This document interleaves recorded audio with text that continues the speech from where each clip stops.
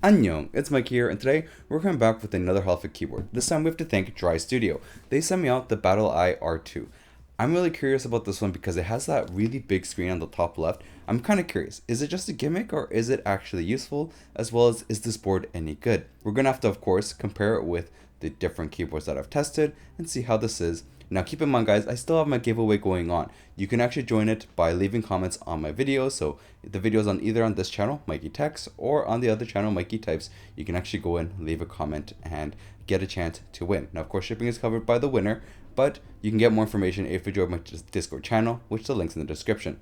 It's going to be for 2 whole weeks. You can get the chance to win the Keybase Base and the Everglide AE68 Pro. So 2 keyboards in 1 giveaway. Now, let's see if this Dry Studio board's any good. So let's go straight into the unboxing, but please make sure to like and subscribe. Now introducing the Battleye from Dry Studio. Now this is kind of interesting. You're going to see quite a few interesting things with this board in general. Now overall, the packaging. They sent it in. This is going to be, of course, obviously a prototype that they sent over before the launch date. And the packaging itself, I gotta admit, is actually really nice. You know, Dry Studio really put some effort into making a nice unboxing experience where it really felt like I was opening up more of a case instead of just a box. Now as you can see, inside is actually kind of simple. Now you have that card there, you also have the function keys. You get this really nice USB cable. It's braided and it's magnetic. I think this is one of the best quality, best feeling, just overall best cable that I've seen that came inside a box. Like hands down, one of the best ones. Now, they also provide an adapter. So this is something I've mentioned before in videos for other Holophonic keyboards where it's just a USB-C to 3.0 cable. This is the type of cable I'm talking about.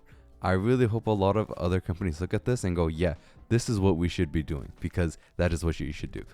Having a USB to C with the ability with an adapter to make a 3.0 is the way to do this. Now, there's one small thing I think they should have worked on in terms of the unboxing for this part, and that's this area here to open up the keyboard.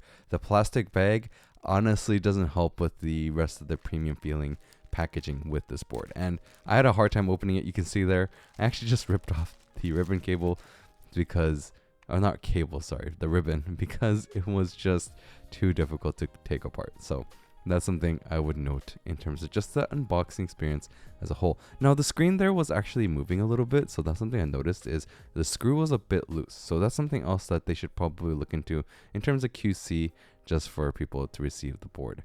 And overall, the quality of the case feels really nice, very premium feeling. The nice carbon fibers all around.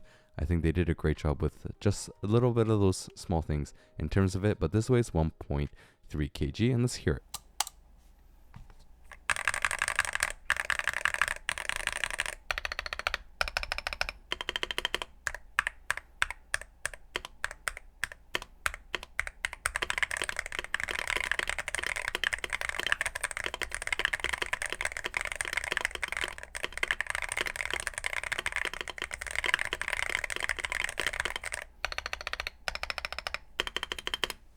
So let's do the teardowns and take a look. One thing to note, this thing doesn't have any flex cuts and it's using a CF plate. That's the version I got.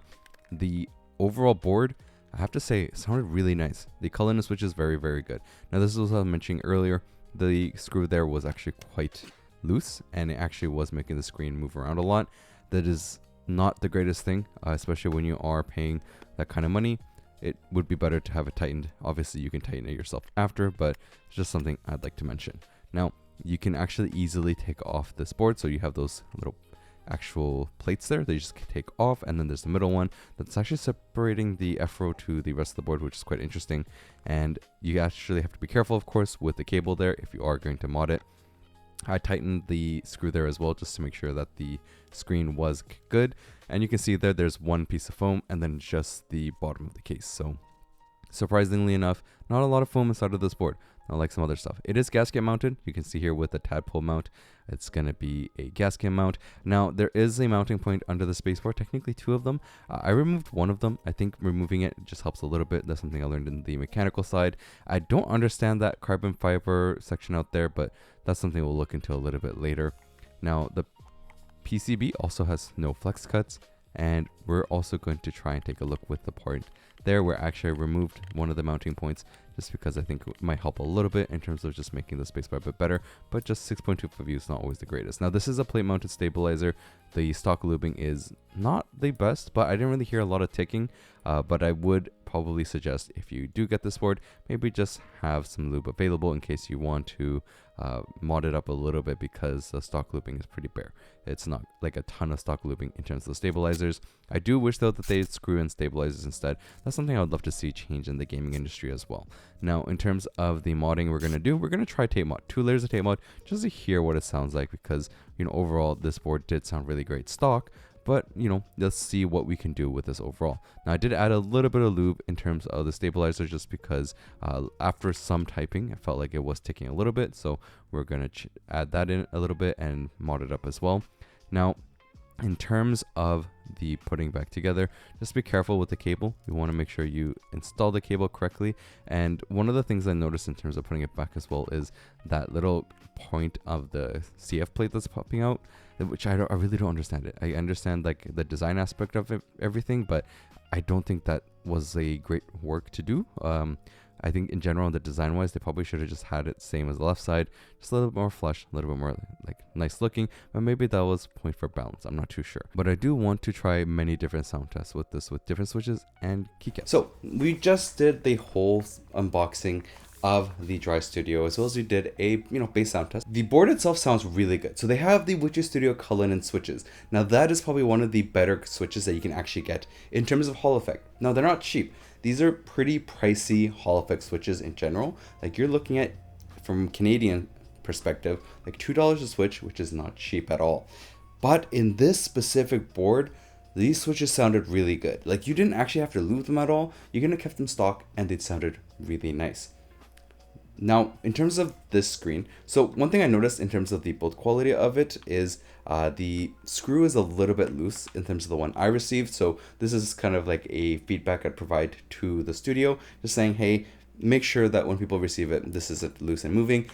It just kind of reduces the whole premium aspect that you're getting with a board like this. Now, people might be curious, like, how is the typing angle and how does it feel? Well, even with the whole high angle that you can see right here, it's not a bad typing angle in terms of the feel of it. Now, I am someone personally who likes a high typing angle. I like a high front. It's just something that I do enjoy. I actually don't have a huge pain against having a high front end, or say even for a low front end. Like I just like enjoying different types of things depending on what I'm feeling at the moment. So that's something just keep in mind for yourselves. It's just my own personal perspective of things and how I enjoy a keyboard. Overall, I do wish they could have maybe tried something new with the stabilizers. I think plate mount stabilizers just aren't great. Screw in stabilizers are just a little bit better. That's one feedback that I would have. But we're gonna have to go a little bit more in depth in the things that I noticed, as well, of course, check out the gaming software and all that. So let's go straight into that.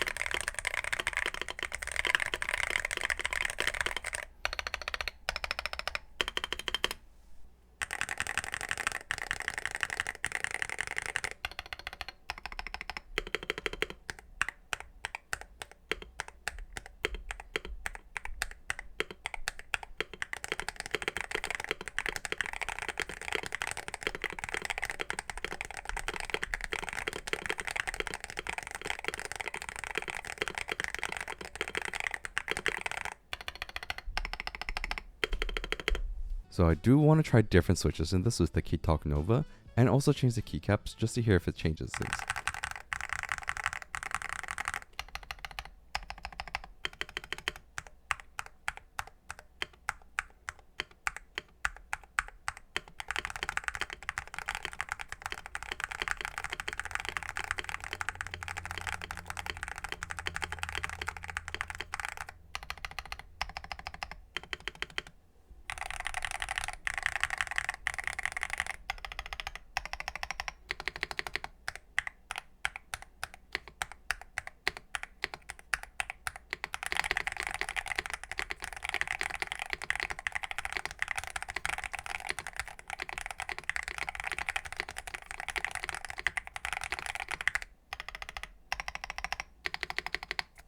So overall, the lighting wise, it's actually really cool. You have the lighting underneath the screen.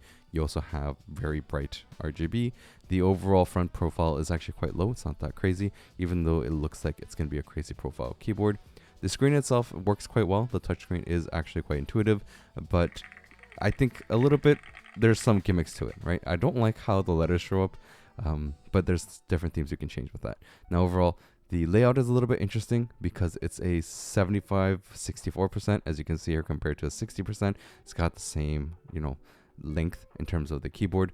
Overall, the quality of machining is really nice in terms of the board. It's well done. I still don't understand this design point. I don't think it works well. The switch is amazing. The color switch is really great. I would love screw-in stabilizers though. And I do like this little design aspect they added to the board. Now, the pricing wise, right? It's on sale at the moment with the pre-orders, so you can get it for $199.99. It's like $200.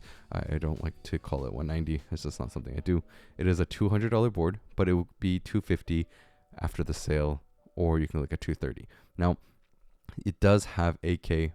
One of the biggest things in terms of the value proposition of this board is going to be the fact that it comes with the Cullinan switches, which is one of the better Hall effect switches, plus one of the more expensive Hall effect switches. It's actually a very expensive switch. And you also get a really nice high resolution touchscreens for this. Now, they say high res, it is high res. I'm not going to deny how good the quality of the screen is. It's very impressive in terms of that. In terms of the overall the quality of the carbon fiber, the plate wise, it's actually quite well done. I do love these aspects that they added in terms of the machining with the case as well. So those are small things that, of course, increases the cost of the board. And the overall, this specific footprint thing is just a little bit confusing for me. Honestly, I do understand that they're trying something new. It does work pretty well. The fact is, you have a ESC on the touchscreen, but you also have it available right on the number row. That's actually pretty good to have and be able to use it closer so that you don't have to reach really far, because that's one of the things I hated about 75% or TKLs. It's just a little bit far to reach the ESC. So overall, not too bad. It's impressive with what they did. I do see their design aspects. Dry Studio as well as Angry Miao, they just really do go out there and make some really interesting boards. I would love to try out their other stuff too, like the mechanical side. I think they just make some very interesting and like different type of board designs out there. Now, this is the software, so it's a web app, very easy to use. Honestly, the design aspect, the UI is actually very simple. I did have some issues with the language change. There was some issues with that, but looks like now it's working fine. You do get a lot of lighting choices, and in general, you can see on the bottom left, the keyboard is incredibly bright, and you get really nice accurate coloring because of the Cullinan switches being transparent. You also are able to actually set up custom colors on this one, which is really cool. But you can also change the colors of the lighting underneath the screen, which I think is also a nice touch. These are little details I think that really makes a board a little bit more special than say something else. I just wanted to make it a little bit bigger so you guys can see it. And hopefully it's a nice 4K there for you guys, because I did get something new in terms of being able to connect my camera to my PC in terms of the recordings like this. Overall, very decent in terms of the software, like the how intuitive it is actually pretty decent. The brightness wise, some things are a little bit slow. So one of the things I noticed about the software and how it loads onto the keyboard is a little bit slow. So those things you should keep in mind. It's not going to be the fastest in terms of how it reacts, is one I noticed, especially when it comes to the screen section. I think maybe because the screen is a little bit separate and there's a lot of things that need to be loaded into it, it is just a little bit slower in terms of what you can see and what it can do. Now, as you can see here with the different colors that you can do, it is quite nice. I do like the white light though. I think white light really works and looks the best for this board, or teal. So white or teal is what I would suggest for that lighting in general. Now, in terms of the actual board itself, in terms of the back lighting, you can see here that you can actually see custom colors. So you can see how I'm setting up certain green sections, and you can see it change right there on the board. So that's something good. I do like and appreciate that you can actually change different section of the board, though in terms of the custom settings, it's a little bit not intuitive because you have to click on each individual key, and if you don't have key selected or something changed, as you can see, like the rest of the things change on the board completely, and leaving just the portions that you changed custom wise. So these are things that I think is not the easiest to do. I think it should be like highlight wise, you can highlight it and really change whatever you want to. So those are things I would probably give as feedback in terms of the software, so to make sure that people are using things and it's easier to do. Now another thing I noticed is the profiles doesn't keep the coloring, which is not good. The idea of this lighting as well as having profiles is to be able to know which profile you're on very easily. So these are some things I would probably give as feedback as well. Make sure that the profiles can have its own color saved so that it's easier to look at. Now obviously it does have a lot more options here with the screen. You can actually go in and download themes or install themes yourself. That's actually really nice. It's very easy to do as well, so that's something I actually have to give big props to in terms of the software. Some of the softwares out there, especially keyboards with screens, it makes it not simple in terms of like adding GIFs or themes or things like that. In general, for this one, it does work well, but it was very, very slow. It took maybe 3-4 minutes to upload into the screen, so that's something to really keep in mind there. Now, in terms of the polling rate, it's gonna be 8K with high scan rate, and you can really see it here as I tested on Keyboard Inspector. I do like how Keyboard Inspector really has been updating and keeping up with being able to show these polling rates, which is very, very nice. Now the thing we have to test, of course, is the 1K. The key idea about this is some boards out there, guys, on the budget side, cannot actually do full 1K, even though it says it's supposed to be able to do 1K and you change the settings. It's not actually at the 1K point, and that's some of the things that I'd like to really make sure it does, and this one can do it, so that's good to see. Especially because some people have bad computers out there, old computers out there. Everybody has a different budget, so it's nice to see that, you know, depending on your computer, it can still work. Even my computer, like I have an old computer, some mice and stuff at 8K don't work. The overall setting up the actuation actually works pretty well. You can do rapid trigger, you can set up your actuations. One of the things I'd love to note about the actuation setting here again is that the 2.0 millimeters is just an like automatic. So if I'm trying to set up a new one, sometimes it doesn't work quite amazingly, where like I set it up at 0.5 millimeters and I click on something else and I go back to that key, it's not set at the one actuation I set it at. It just goes back to 2.0 millimeters, and then sometimes I have to re-click again, and then it goes back, and you can see that right there. So this is something I would really like to give feedback on as well in terms of the Dry Studio software. If they can fix that, the software really does stand out a little bit better, and I think they did a good job with that. So you can see here, like I'm setting this up for Apex because the first game we're gonna be looking at, and the thing that I use holific keyboards the most in, is Apex Legends. So you can see how I'm setting things up, and that's just the way that you can do it easily for this board. Now in terms of Apex Legends, so you can see here I use holific keyboards specifically to do things like the super gliding, because it's supposed to be frame perfect key presses, and this is why I like to use holific. Also, there's a lot of other benefits as well, as like picking up items really quickly, so just a little bit of an advantage that I get compared to say other players who may not be using a holific keyboard. It's not a huge one because again, there's a lot of things you have to consider as well. There's like gonna be the ping that you have to consider, like how high is your ping and all those other things. So keep in mind that it's not just the keyboard itself, there's many factors. Overall though, the board works quite well. It's very fast, and it wasn't too difficult to set up for myself to use, and it wasn't too difficult for me to get used to. Now in general, I test keyboards all the time, so it's actually pretty easy for me to quickly switch over sometimes, especially certain boards. This one was one of them that was just easy to do. And you can see here I'm trying to test like how is it in terms of trying to do some strafing, trying to do some tab strafing, and overall the keyboard just works really, really well and easy to set up for super glides. Now another benefit is like the fact that in Apex Legends there is a recoil smoothing. So as you saw, that's the regular recoil, and then if I move, recoil smooths a little bit, so it makes it a little bit easier to control the actual recoil on a gun, R9 being one of the harder ones. You can also spam AD80 like I am really quickly, and it also kind of helps with that too. So it's not a big help, but it's a slight recoil smoothing that you can receive, meaning that you don't have to move as much. Especially, there are times in this game where you're standing still, like it just happens. Now in terms of Valorant, we have to of course make sure that the SOCD works, right? Because it's going to be for the strafing purposes. I did hear that you can't use it in CSGO anymore, so I'm not sure how that's going. I actually don't play CS anymore, but we can test it here in Valorant to make sure that it does. And this is without using SOCD, and then once we go into the software, we can change it up, and add it in. Make sure that it is working. It's going to be on last input because I think that's what a lot of people do use. And as you can see here, it is working perfectly fine. So that's something I like to see. Some boards out there might be gimmicky and they have a little bit of a bug where sometimes it's not set perfectly. This one, it worked right away, which is really good. So I'm very happy that they did that. So let's go into the spreadsheet. This is my spreadsheet where I like to compare just like some information that I've tried on other Hall effect keyboards, kind of giving them an idea and rating of what I like to see and where it stands in terms of the market. Now, this one's a bit interesting, as I said. It's a 64%, 75% keyboard, a little bit interesting layout.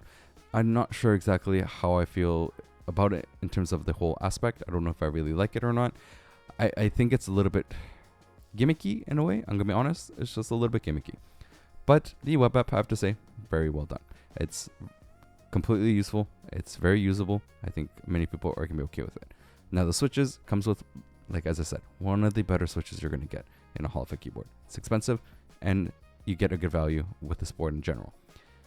In terms of the pricing, it's not going to be the cheapest board, right? In terms of gaming wise, you can see here, there's many different ones. There's some cheaper ones out there even. Even the AE68, that's a cheaper Hall effect keyboard with an aluminum case. But there's certain things you have to consider, right? You get the better switch with the Battleye. You also get the screen. Those are aspects that increase the price. Some people might say, I don't need those things. Why do I need it? You don't have to grab it then, right? Battleye is going to be something for those who really do want those features. Keep in mind, everything to do with Hall effect keyboards, all of them work, right? All of them work. You can go with best bang for buck, or you can go for even more out there and try something new. It's really preference, like all about preference. And I think if you are someone who wants to spend the money to get these extra features, to have this like interesting design board, then yeah, this might be something that you could be interested in. Now, in terms of the overall comments that I would have with this board, I think in general, the price does slightly make sense when you consider all the aspects and pieces of this board. Now, the switch itself is really nice. It gives you a very nice color. You get really nice RGB, and you can really set it up kind of how you want it to in terms of all those different lightings. The color switch is expensive, so it does help with the value and the pricing, making it a little bit more reasonable in that aspect. Especially if you were to buy, say, an A68, you'd probably be spending another $160 just for the switches. Now, I do think that the screw-in stabilizers is something I'd love to see. I would love to see more Hall effect keyboards, especially pre-built ones, to stop going with plate mount and switch over to screw-ins. I think plate mount still is not the best choice for the Hall effect keyboards. It's a little bit of an issue in terms of how it feels, and things I've noticed is that sometimes it really does ping very quickly even after you've looped it. One thing 7U I think helps a lot more. I think this board with the 7U would have been a lot nicer to hear, and also a bigger right shift. I hate the small left, like the right shifts. The 1U ones, not great. And as you can see here, the web app was good. It was actually pretty decent. I think it is usable. There are certain feedbacks that I mentioned before that I think they should implement. And if they implement those things, this web app will definitely go up in terms of the score. And here you can see my score. It's an 8.5. The reason being those specific feedbacks that I mentioned, right? The overall actuation settings, the screen time, the loading time is very long, and the lightings as well, like the profiles. So if they fix that stuff, I'd give this a 9 out of 10. I think it can go up. In general, it worked quite well, and it's pretty user-friendly, not too difficult. In terms of the typing sound, yeah, it's a 9 out of 10. It's still missing certain aspects. I have to give it a 9 out of 10 because that's probably one of the better Hall effect sounding boards out there. But the reason I don't give it higher and I don't give any other boards higher is going into mechanical, guys, it's just a different world, and there's no boards out there that really have that kind of depth of sound just yet in terms of Hall effect. Now, my overall thoughts of the Battleye. Honestly, they did a good job of making a board that's quite usable, as well as the sound wise and feel wise. Now, it is a 75%, but not a 75%. So what I mean by that is normally 75%, you'd have the row on the side is here with like the page up, delete, the column, sorry. But this one doesn't have it. It's actually technically speaking a 65 mixed with a 75 because you still get the F row. Some people are going to really enjoy this. Honestly, this is probably one of the better Hall effect keyboards I've heard in terms of sound wise. Like just pure sound, they did a really good job in terms of making the sound good. Though, I still am on the side of thinking that a 7U just would make a whole lot better in terms of the sound for Hall Effect. I think that's something they should try looking into. I know 6.25U is very popular in certain areas, but I think they could try doing something a little bit more with that. So hopefully we can see something more in terms of that aspect. I'll have the links in the description. You can go check it out for yourselves. And of course, check out the other videos I got. And I'll have to catch you guys next time.